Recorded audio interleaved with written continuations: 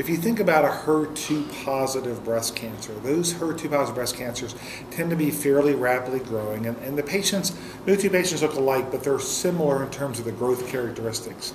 Hormonally sensitive breast cancer, ER positive breast cancer, comes in all shapes and sizes. Some very slow growing, some more rapidly growing, some that are bone only patients, some that have visceral metastases. And so I think in retrospect, with the benefit of hindsight, that the original temsirolimus or Torisel phase 3 trial being done first line,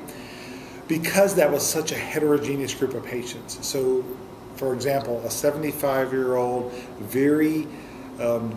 asymptomatic bone-only breast cancer patient with relatively indolent disease was in that study, as well as patients who were 40 years old that had ER-positive breast cancer who had liver metastases from being exposed. And I think as you go to the second and third line settings, you begin to sort out the patients who need to go on to chemotherapy or are going to do so poorly they don't go on to additional treatment, or the patients who are going to do so well that they don't need to go on to treatment. So you end up with a more homogeneous group. And so I think the way to guard against that is we begin to stratify who really has high growth rate disease, who maybe is resistant to their prior adjuvant endocrine therapy, who has visceral metastases, and whatever other characteristics we can have, so we can better describe the patients that are going to benefit.